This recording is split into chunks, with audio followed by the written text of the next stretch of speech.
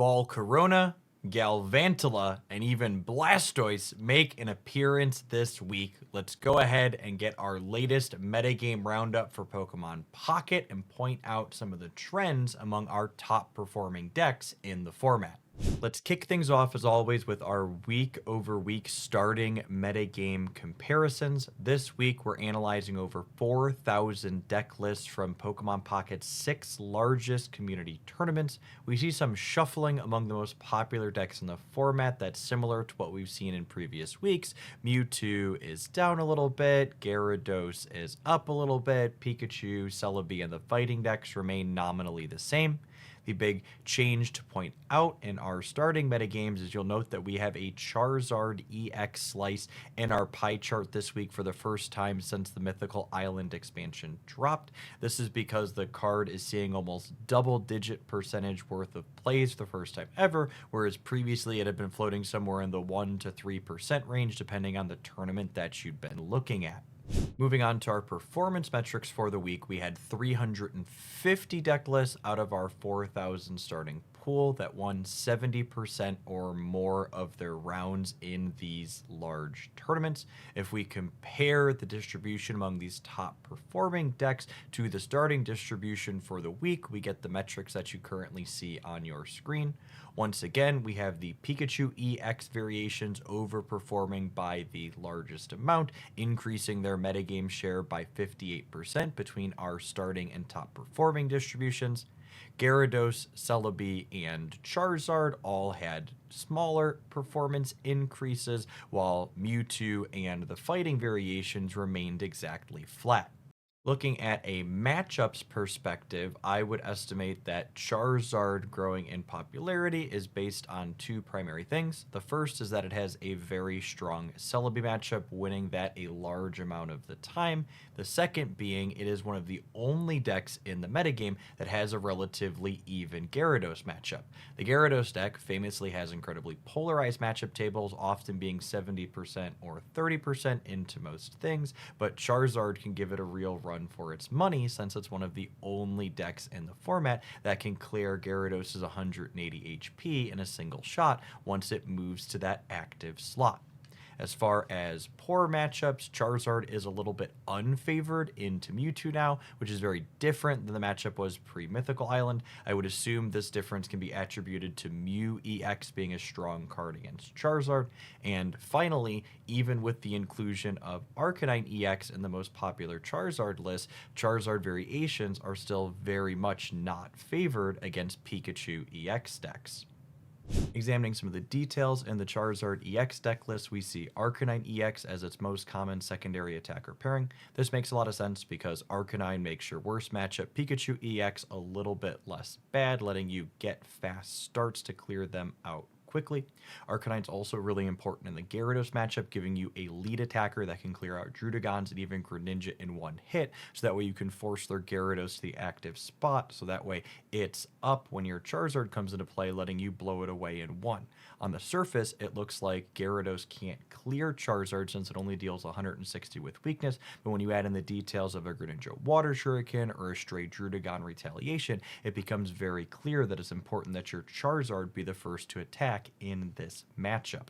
Other details that are important to note is that you absolutely want 2 copies of Leaf in your Charizard deck. You got a bunch of retreat 2 cost Pokemon like Moltres that you want to get out of the way once your backline is powered up. One thing that's a little bit less clear is exactly how many copies of Growlithe you want to be playing. Players seem to be split as to whether or not they want 1 or 2. The upside to playing just 1 copy of Growlithe is that it makes you more likely to lead on Moltres, which is important for your most powerful hands to get going ASAP. Something that did catch me off guard when examining Charizard EX deck lists this week is that the most common pairing after Arcanine EX was actually Volcarona. This backline attacker that needs 3 energy makes the Gyarados matchup even better for the Charizard deck, tipping it in your favor as opposed to just being 50-50 for the Arcanine Charizard build. I'm going to have to take this one out for myself and see how its breakpoints line up into other things, because on paper I'm skeptical of this pairing compared to Arcanine, but there was more than one result in our large tournament this week finding success with this Charizard build, so I'd love to hear from you you all at home in the comments down below as well, if you get a chance to check it out, how it feels compared to the Fire Pup.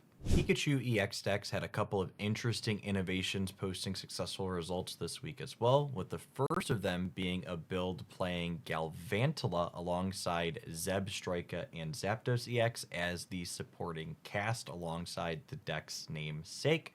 Being able to lock your opponent's active Pokemon in that spot so you can hit it again the following turn seems quite appealing in a metagame where people are regularly putting up 100 HP things to stall a little bit and then regularly leafing them out before you can clear them with a knockout.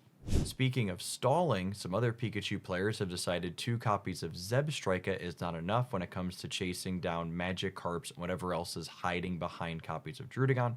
1 copy of the Mythical Island Electabuzz that sends 40 points of damage anywhere on the board is becoming a regular inclusion inside of top performing EX Pikachu lists, so you can always be running down whatever your opponent has on their bench. Some quick comments on the 3 other most popular decks in our format: Mewtwo EX, Celebi EX, Executor EX, and Gyarados EX Greninja.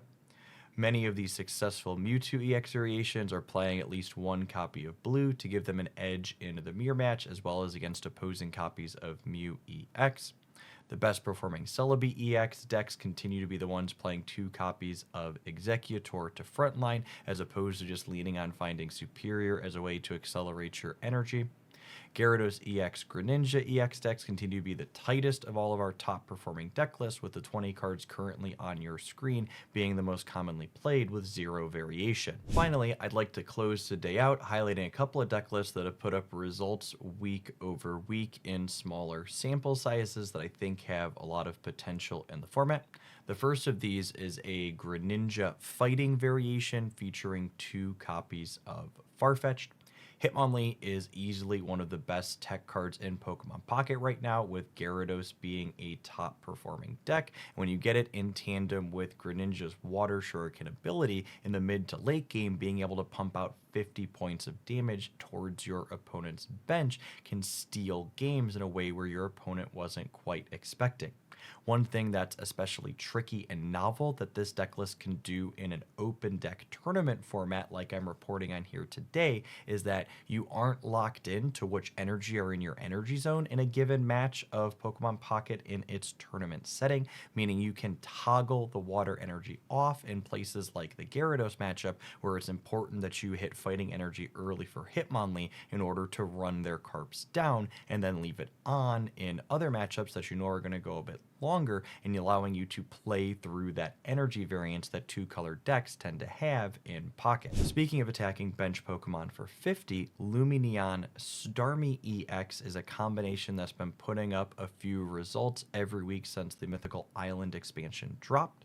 This weekend, myself and a couple of others had Farfetch'd as the 3rd attacker line as an innovation that had deep runs in a few of the largest tournaments.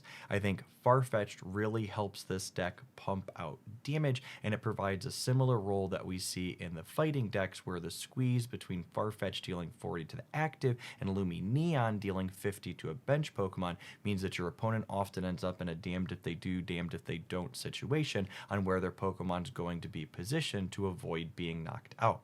Starmie EX, especially alongside Misty, also gives you plenty of free game wins where you start pumping out 90 points of damage before your opponent can have a chance to get their strategy online. I think this deck list is especially potent because it feels like it has a chance absolutely everywhere, because even matchups like Pikachu EX that look like they could be more challenging on paper, you just get to run out of the gate sometime with your more aggressive draws. If you haven't seen this deck in action before, I posted a highlight with it on the channel recently that you can find linked in the video description down below. Finally, the Druddigon Tauros Blastoise EX deck that I made a deep tournament run with last week when I helped innovate it found success in the hands of a variety of other people this week as well. I really think this deck has staying power if it gets played more. It feels like it's a much less polarized version of the Gyarados deck that's very popular.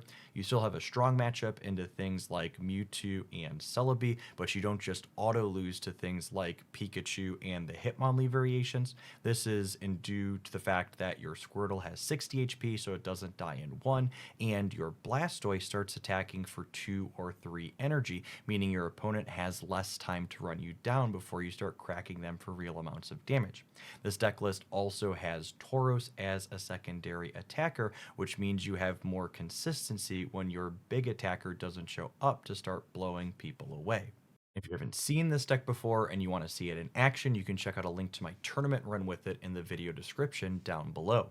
All in all, I have to say I'm absolutely loving Pokemon Pocket with the Mythical Island expansion being released. It feels like we have a phenomenal set of tools that allow us to have counterplay into whatever we want to beat in this format, and there is not one deck list that stands out above the rest. I will say, anecdotally, that I think Pikachu EX is underplayed a little bit at least. It's almost non-existent in the random queues in the client in my experience, and even in the tournaments week over week, it tends to overperform when looking at the top cuts. I would love to hear from you all, as always, what you think about some of the trends this week. Do you think Volcarona could become one of the better ways to play Charizard? Do you think Galvantula is going to have staying power in Pikachu? Do you think my boy Blue Blastoise EX is going to have some staying power as the format continues to develop? If you made it this far, I'd also encourage you to smash that like button. If you happen to be new here, please consider subscribing to the channel as well. We do data-driven metagame breakdowns like this from Pokemon Pocket's largest tournaments every single week, as well as off-meta deck highlights and lots of other fantastic, informative videos like this one. I'd love to see you back again sometime. Thanks for making it all the way through to the end, and may your next pack be an excellent one.